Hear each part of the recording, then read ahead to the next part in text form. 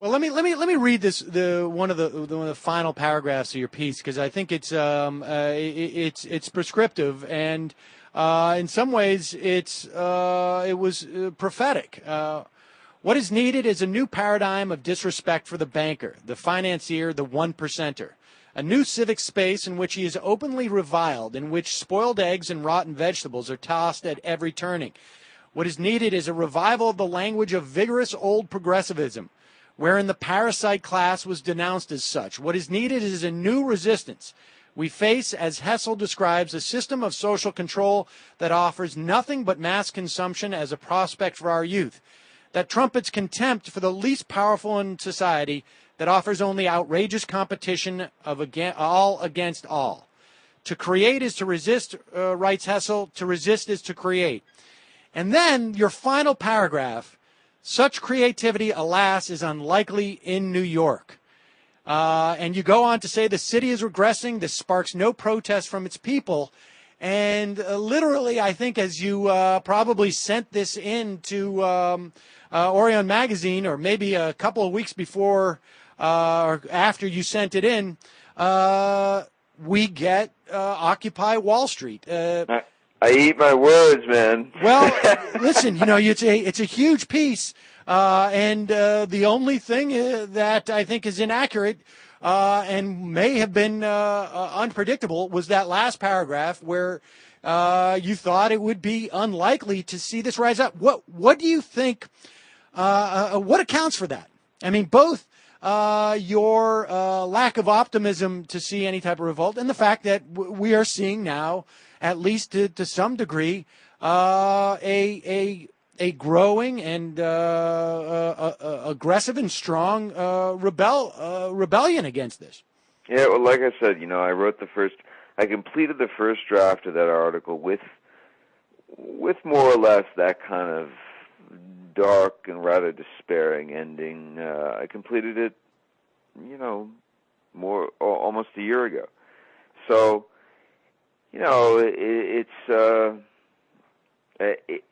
man, I mean, you see New York, you see what New York is all about. We've got a lot of young people here who are just obsessed with playing the game, with serving the corporate master, with making money, with being, being the getting the big bucks and being part of the system, if you will. And so, New York does not inspire, or at least as a New Yorker, until the eruption at Zuccotti Park, New York was not a place that was inspiring in terms of alternative cultures or of inspiring for people to rise up and establish themselves against the corporatocracy. This town is run by corporatocracy. It's owned by corporatocracy. Its very nature is corporatocracy. So there you go. In your piece, you get into the history of essentially the last great, I guess, populist movement that took place that essentially grew, I guess, in the late 80s. Just to walk us through some of that history, because I think you use it as an example, a call to arms at that time, and as sort of a paradigm from which people could follow. Right. Now we're talking about the 1880s here. Exactly. Yeah. There's a section of the article in which I discuss the candidacy for mayor of a guy named Henry George. And Henry George was he was a visionary. He felt that capitalism, that the real problem with capitalism was that,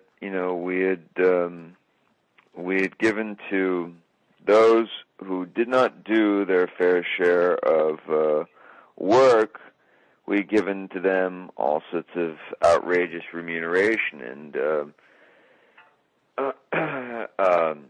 in particular, he looked at those people who owned a lot of land and speculated on land and could make what he called economic rent.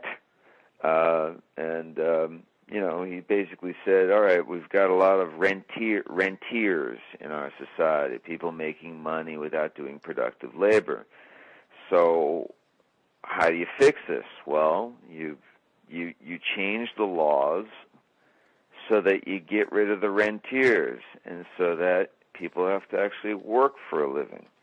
Now, today in New York, and one of the great crises that we face in our society is that we in the United States are top-heavy with rentiers, and rentiers being the finance class who apparently do nothing. They are socially useless, as a great piece in the New Yorker concluded, a piece by John Cassidy. They don't do anything, and yet they get paid enormous sums of money, and they suck away enormous sums from society, and they draw off incredible amounts of economic rent. So in the Orion piece, I drew this parallel back to Henry George in the 1880s, in which he basically, as running for mayor, he drew a enormous, wide-ranging ecumenical following of lower class, middle class people of all races and professions, who basically said, no, we no longer want to be ruled by the rentiers, by what progressives back then called the parasites. The parasites are running things today. The parasitic class, the hedge funder, the financier, the Wall Streeter, the 1%er, they are running things.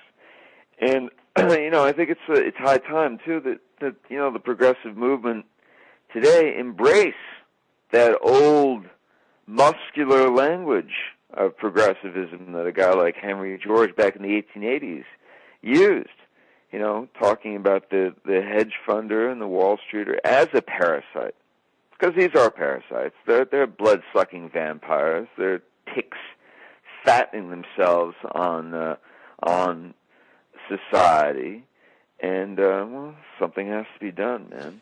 And in the follow-up piece that you had to the reign of the one percenters, in a brief post on Orion, you talk more about the populist movement of the 1890s. Tell us about the populists and what they basically carried that message, but they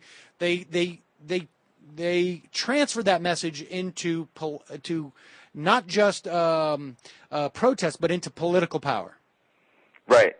Now, Henry George could be considered one of the first populists, but it wasn't until the rise of the People's Party of 1892, which became known as the Populist Party, that you really had a nationwide movement that demanded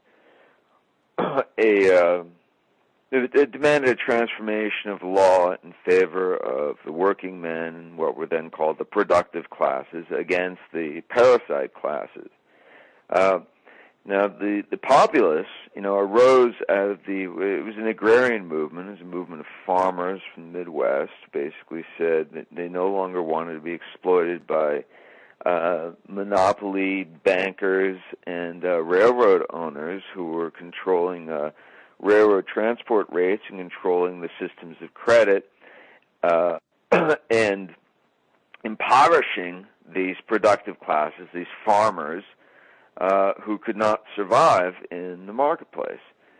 So, they envisioned all sorts of things that required decades, a whole generation, 2 generations to be realized. Now, a minimum wage, an 8-hour a day.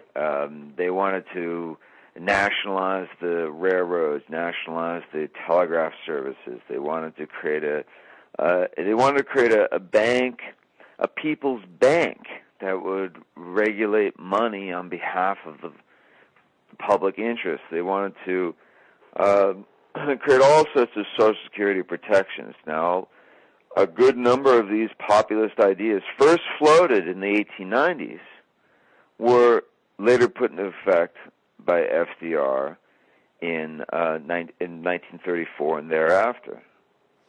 So the populists, the comparison that can be drawn today to the Occupy Wall Street movement is it may take 10, 15, 20, 30, 40 years for a movement to actually affect real change in this country. It may be a multi-generational affair, just as it was a multi-generational affair with the populists arising in the 1890s, but not seeing their platform fully, partially implemented until the 1930s.